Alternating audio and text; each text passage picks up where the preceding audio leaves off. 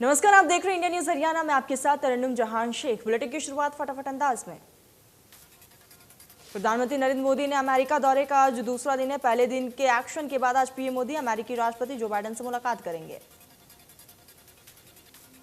PM Modi white house में Joe Biden के साथ पहली व्यक्तिगत द्विपक्षीय वार्ता करेंगे। पीएम मोदी और जो बाइडेन की मुलाकात भारतीय समय अनुसार रात 8:30 बजे होगी।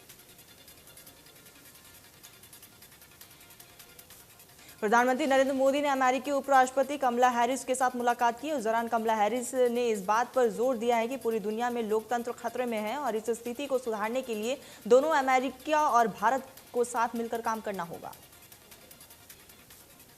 कमला हैरिस ने स्पष्ट किया कि उनकी नजरों में भारत एक मजबूत साझेदार है और उसके सहयोग से ही सकारात्मक परिणाम लाए जा सकते हैं। पीएम मोदी संग मुलाकात के दौरान अमेरिकी उपराष्ट्रपति कमला हैरिस ने आतंकवाद का मुद्दा भी उठाया। उन्होंने स्पष्ट कहा था कि पाकिस्तान की धरती पर कई आतंकवादी संगठन सक्रिय हैं। पाकिस्तान को नसीहत दी गई कि वो इस संगठन पर काबू करे, जिससे अमेरिका और भारत की सुरक्षा पर इसका कोई असर ना पड़े। पीएम मोदी ने मुलाकात के दौरान अमेरिकी उपराष्ट्रपति कमला हैरिस की तारीफ भी की। उन्होंने कहा है कि कमला हैरिस पूरी दुनिया के लिए एक प्रेरणा है। पीएम ने कमला हैरिस को भारत आने का निमंत्रण भी दिया। उन्होंने कहा है कि अगर वे भारत दौरे पर आएंगी तो पूरे देश को काफी खुशी होगी।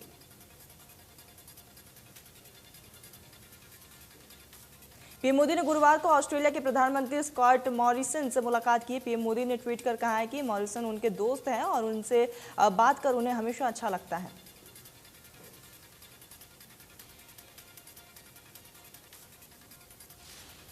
पीएम मोदी और जापान के पीएम योशिहिदे सुगा के बीच भी कई द्विपक्षीय मुद्दे पर विस्तार से चर्चा हुई है। इस लिस्ट में व्यापार से लेकर डिजिटल अर्थव्यवस्था जैसे मुद्दे शामिल है। क्षेत्रीय विकास पर भी दोनों नेताओं के बीच मंथन हुआ। शहीद दिवस पर रेवाड़ी के सहकारिता मंत्री डॉक्टर बनवारी लाल ने शहीद राव तुलराम समेत तमाम शहीदों को श्रद्धांजलि अर्पित की। इस दौरान उन्होंने कहा है कि शहीद दिवस देश के लिए बलिदान देने वालों को याद करने का दिन है। उन्होंने कहा कि केंद्र हरियाणा सरकार शहीदों को सम्मान के साथ उनके आश्रितों को नौकरी भी दे रही है और स्कूलों के नाम शहीदों के नाम रखे जा रहे हैं ताकि नई पीढ़ी को भी शहीदों के बारे में पता चल सके। जननायक जनता पार्टी के नेता अजय सिंह चौटाला ने कहा है कि कार्यकर्ता कहते हैं कि दुष्यंत चौटाला के आगे उप मुख्यमंत्री में से उप को हटा दिया जाए तो कार्यकर्ताओं से कहते हैं कि अपनी ताकत को बढ़ाएं। बल्लभगढ़ के कार्यकर्ता सम्मेलन में जेजेपी के राष्ट्रीय अध्यक्ष अजय चौटाला पहुंचे। कार्यक्रम में अजय चौटाला ने कहा है कि गठबंधन की सरकार बेहतरीन तरीके से चल रही है। उन्होंने कहा कि कार्यकर्ताओं के बीच लंबे समय के बाद पहुंचे।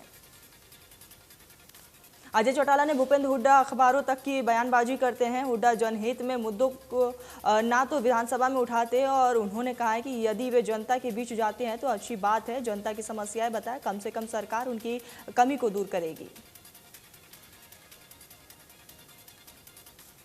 झज्जर में शहीद दिवस समारोह के नाम से केंद्रीय राज्य मंत्री राव इंद्रजीत सिंह की रैली। ओपी धनखड़ समेत कई मंत्री मौजूद रहे।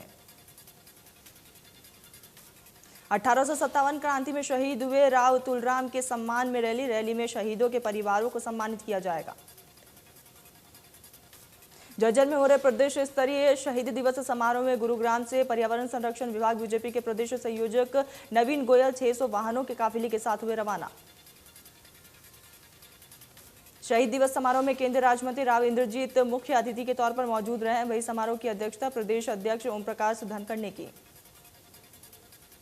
नवीन गोयल ने कहा है कि ये हम सबका सौभाग्य है कि हम सब राव तुलराम को नमन करके स्वतंत्रता संग्राम के वीरों से संपन्न की सीख लेंगे। उन्होंने देश की आज़ादी में जो योगदान दिया है वह अतुलनीय है। सीएम मनोहर लाल ने शहीद राव तुलराम को उनकी शहीद दिवस पर श्रद्धांजलि दी है। उन्होंने ट्वीट करते हुए लिखा है कि राव तुलराम जी की भूमिका को कभी भुलाया नहीं जा सकता। डिप्टी सीएम दुष्यंत चौटाला ने शहीद राव तुलराम को उनकी शहीद दिवस पर नमन किया।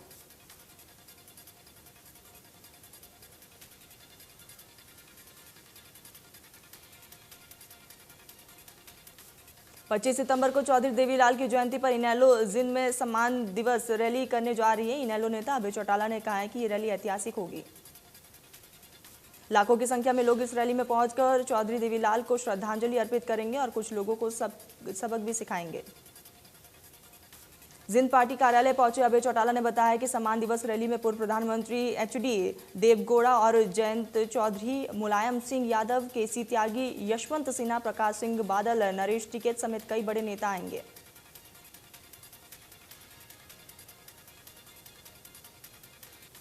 पंजाब की सत्ता में हुए सियासी घमासान पर गृह मंत्री अनिल विज का बयान। बोले, पाकिस्तान समर्थक और पाकिस्तान के प्रधानमंत्री इमरान खान और पाक सेना प्रमुख जावेद बाजवा ने नवजोत सिद्धू और उनके सहयोगियों को पंजाब में सत्ता में लाने के लिए कांग्रेस ने गहरी राष्ट्र विरोधी खतरनाक साजिश रची। गृह मंत्री अनिल विज ने कैप्टन अमरिंदर सिंह को राष्ट्रवादी बताया और कहा है कि राष्ट्रवादी कैप्टन अमरिंदर सिंह उनके रास्ते में बाधा थे, इसीलिए उन्हें राजनीतिक रूप से मार दिया गया। विज ने कांग्रेस के मंसूबों को गलत बताते हुए कहा कि पंजाब में सभी राष्ट्रवादी ताकतों को कांग्रेस के गलत मंसूबों को नाकाम करने के लिए हाथ मिलाया गया। सोनीपत में बीजेपी जिला अध्यक्ष के बयान पर पंजाबी समाज के लोगों ने विरोध जताया। तीर्थ राणा ने पंजाबियों पर नशा फैलाने का आरोप लगाया। इंद्र की अनाज मंडी में भारतीय किसान यूनियन के रतन मान गुट के किसान नेताओं ने पहुंचकर धान खरीद का जायजा लिया। उनके सम्मान किसानों ने कहा है कि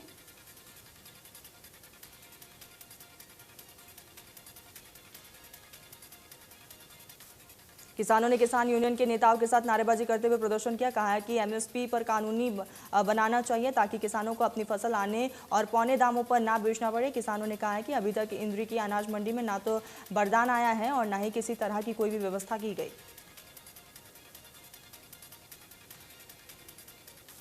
अंबाला में मेयर शक्ति रानी शर्मा ने मेघा कैंप की शुरुआत की। उन्होंने दीप प्रज्वल कर इसकी शुरुआत की और शहीदों को श्रद्धांजलि अर्पित की। इस कैंप में लोगों को निःशुल्क आयुष्मान और ई श्रम कार्ड बनाए जा रहे हैं। मेगा कैंप में हरियाणा जन चेतना पार्टी के सभी पार्षद मौजूद रहे। पंडित केदारनाथ शर्मा अस्पताल और चैरिटेबल ट्रस्ट की ओर से इस मेगा कैंप का आयोजन किया जा रहा है। भिवानी में तेज हवाओं के साथ बारिश हुई है। मौसम विभाग के मुताबिक 25 सितंबर तक बारिश का मौसम जारी रहेगा। शहर के अंदर अनेक नीचे के स्थानों पर जलभराव हो सकता है। शहर के Halawas gate, Dadri gate, Hanuman gate, Kamla Nagar, Jain Chowk सहित रोहतक गेट पर अधिक जलभराव की स्थिति है। दिल्ली पिलानी राष्ट्रीय राजमार्ग पर भी बारिश के चलते दरिया बन चुका है। बारिश के राष्ट्रीय राजमार्ग सहित अनेक स्थान पर सैकड़ों में गहरे गड्ढे हो चुके हैं, जिसके चलते कई स्थानों पर हादसे भी हो चुके हैं। दर्जनों स्कूल वाहन जलभराव से खराब हो चुके हैं, जिनको ट्रैक्टर द्वारा पानी से बाहर निकाला गया। करनाल अनाज मंडी में धान की आवक ने तेजी पकड़ ली है। 1509 वैरायटी के साथ पीआर धान भी मंडी में पहुंच रहे। फसल लेकर आने वाले किसानों को मंडी के एंट्री गेट पर फसल का गेट पास जारी किया जाता है। एमएसपी में शामिल फसल सरकारी तय भाव पर बिकती है। वहीं मौजूदा सीजन में मार्केट कमेटी द्वारा मंडी में सभी प्रबंधों के दावे किए गए। गरोंडा में धान के सीजन को लेकर मंडी एसोसिएशन की बैठक हुई, जिसकी अध्यक्षता मंडी के प्रधान रामलाल गोयल ने की है। बैठक में किसानों और आढ़तियों को होने वाली समस्याओं के समाधान को लेकर मंथन हुआ। सिरसा में संयुक्त किसान मोर्चा के आह्वान पर भारत बंद को सफल बनाने के लिए सभी किसान जत्थेबंदियों अपने अपने स्तर पर लोगों के बीच पहुंचकर अपनी प्रतिष्ठा व्यापार को एक दिन के लिए बंद करने की अपील की। भारतीय किसान एकता की टीम गुरुवार को सिरसा सब्जी मंडी पहुंची और 27 सितंबर को सब्जी मंडी बंद करने की अपील की है। वही आढ़ती ने भारत का समर्थन करने का विश्वास दिलाया और किसान एकता जिंदाबाद के नारे भी लगाए। सब्जी मंडी सिरसा के चेयरमैन गुरविंद्र सिंह का प्रधान नरेंद्र सैनी ने कहा है कि इस किसानों के साथ हैं और हम कृषि क्षेत्र बचाएंगे। सभी मंडियां चलेगी। हम 27 सितंबर को पूर्ण रूप से बंद रखेंगे। उन्होंने कहा है कि पहले हर महीने के अंतिम रविवार को सब्जी मंडी बंद रहता था, लेकिन अब रविवार को सब्जी मंडी खोलेंगे जबकि सोमवार को बंद रखेंगे। सोनीपत की नई अनाज मंडी में धान की आवक शुरू हो गई है, जहां अनाज मंडी में फसल रखने की उचित व्यवस्था न होने के कारण किसानों को परेशानियों का सामना करना पड़ा। धान बिकने के बाद खरीदारों ने खरीदे हुए धान को लेने से मना कर दिया, जिसको लेकर किसानों में रोष देखने को मिला। सिरसा में भारी बारिश के कारण लोगों को गर्मी से राहत मिली है। वही बारिश किसानों के लिए आफत बनकर सामने आई। बारिश से किसानों की फसल खराब हुई। नारनौल में सीएम फ्लाइंग को बड़ी सफलता हाथ लगी है। सीएम फ्लाइंग ने नशा तस्करी करने वाले गिरोह का भांडाफोड़ किया। बताया जा रहा है कि नशा तस्करी निजी वाहन का इस्तेमाल करके रोडवेज बस का इस्तेमाल करते थे।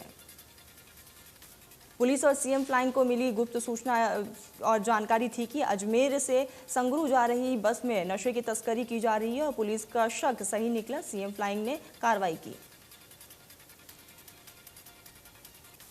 फरीदाबाद में साइबर क्राइम का मामला सामने आया है। एक बैंक अधिकारी को ही साइबर ठगों ने अपने जाल में फंसाकर उससे लाखों की ठगी की है।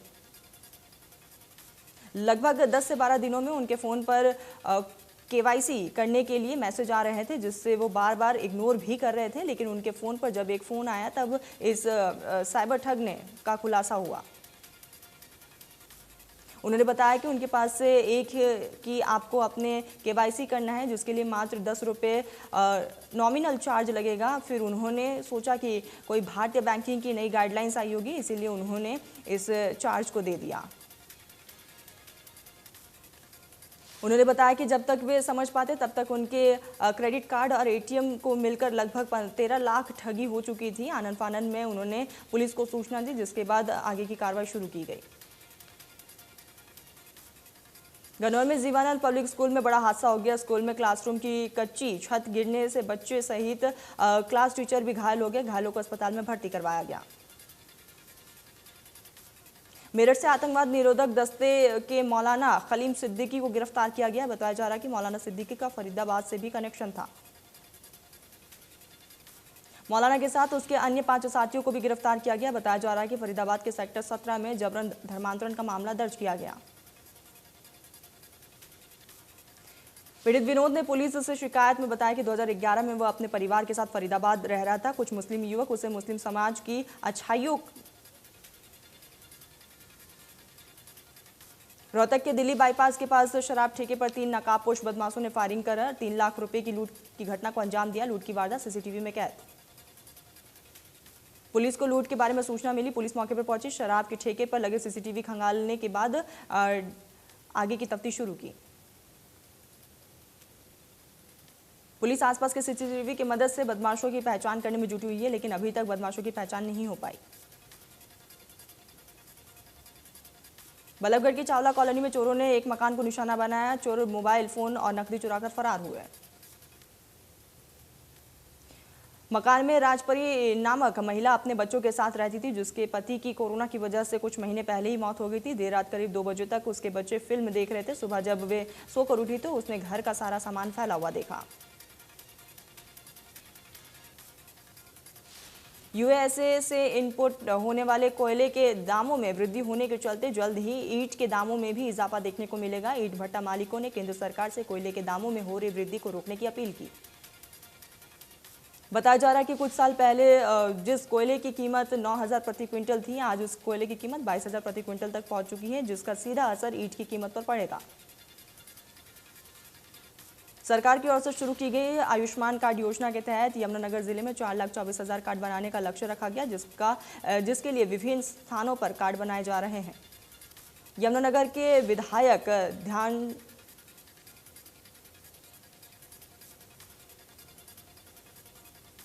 उन्होंने बताया कि जिन लोगों का ये कार्ड बनता है उसे 5 लाख तक की संस्थाएं सेवा प्राप्त होती है, जिसके लिए वे अच्छे और वे बड़े अस्पताल में इलाज करवा सकते हैं। अभी तक जिले में 1,85,000 कार्ड बनाए गए।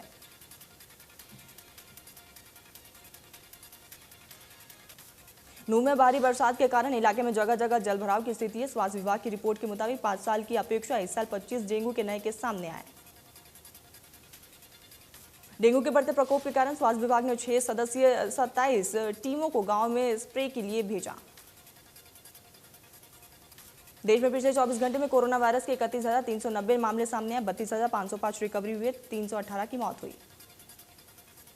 कोरोना महाराष्ट्र में 24 घंटे में कोरोना के 3,608 नए केस सामने आए। एक दिन में 48 मरीज की मौत हुई है। महाराष्ट्र में 39,000 से भी ज्यादा एक्टिव केस। केरल में पिछले 24 घंटे में कोरोना के 19,000 से ज्यादा नए केस सामने आए। एक दिन में 142 मरीजों की मौत हुई है। केरल में अब भी 1 लाख से ज्यादा एक्टिव केस। दिल्ली में 24 घंटे में कोरोना के 14 नए केस सामने आए। एक दिन में 10 मरीज रिकवर हुए। दिल्ली में 336 एक्टिव केस। प्रदेश में कम हो रहा है कोरोना। पिछले 24 घंटे में कोरोना के 16 नए केस सामने आए। एक दिन में 11 मरीज रिकवर हुए। प्रदेश में एक्टिव केस 332।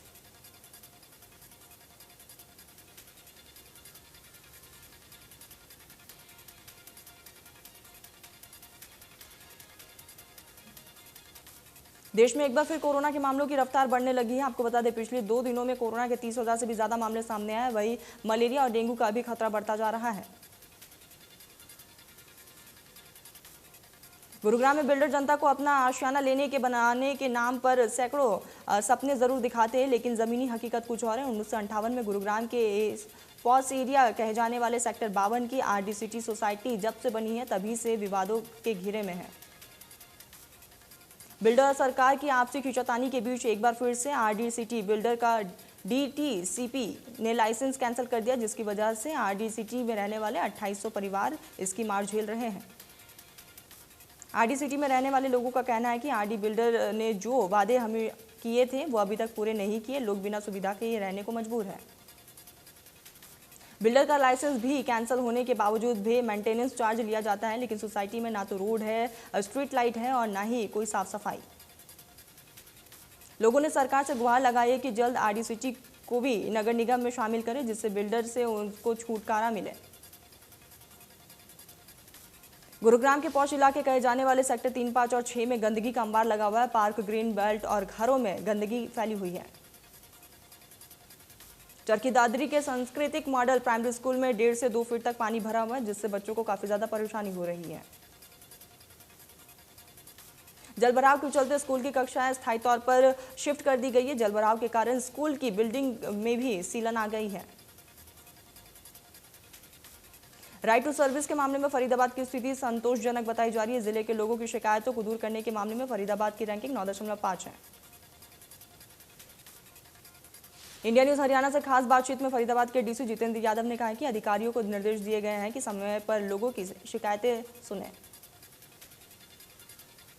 चरखी दादरी में लोगों को जल्द जाम से राहत मिलेगी। रोहतक फाटक पर बनने वाले पुल 4 लेन पुल बनेगा, जिसका 45 करोड़ का एस्टीमेट लगाया गया। कार्यकारी अभियंता ने बताया है कि रेलवे की ट्रैफिक व्हीकल यूनिट ने यह सर्वे किया है, जिसमें पाया गया है कि 3 लाख से ऊपर वाहन इस उन्होंने कहा है कि पुल उतरने के बाद बाईपास तक 4 लेन रोड बनेगा, जिसका प्रपोजल भी भेज दिया गया। दिल्ली प्रौद्योगिकी यूनिवर्सिटी के कुलपति प्रोफेसर योगेश सिंह दिल्ली विश्वविद्यालय के नए कुलपति नियुक्त किए गए। राष्ट्रपति रामनाथ कोविंद ने 2 कुलपतियों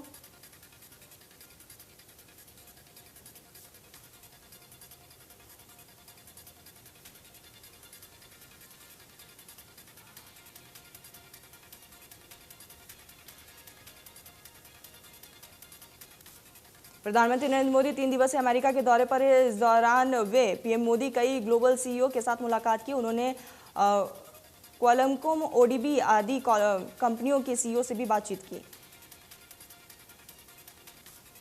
इस दौरान पीएम मोदी ने टेक्नोलॉजी भविष्य में भारत में निवेश समेत विभिन्न मुद्दों पर भी चर्चा की।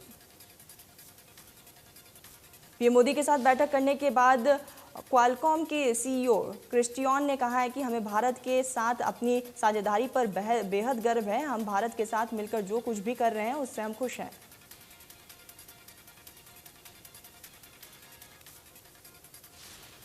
पीएम मोदी ने फर्स्ट सोलर के सीईओ मार्क बिडमार के साथ भी भारत के रिन्यूएबल एनर्जी के मुद्दे पर चर्चा की है। इस दौरान सीईओ मार्क ने सोलर पावर को लेकर भी चर्चा की। विदेश मंत्री ने बताया कि पीएम मोदी और ओडीबी के सीईओ के बीच भारत में चल रही गतिविधियों और भविष्य की निवेश योजना पर चर्चा की गई। स्वास्थ्य, शिक्षा और अनुसंधान एवं विकास जैसे क्षेत्रों में डिजिटल इंडिया के प्रमुख कार्यक्रम का लाभ उठाने के विचारों पर भी बातचीत हुई। पीएम मोदी ने भारत द्वारा दिए जाने वाले विशाल अवसरों के बारे में अवगत करवाए हैं। सीईओ ओमन ने भारत के साथ 5G और अन्य क्षेत्रों में काम करने की इच्छा जताई।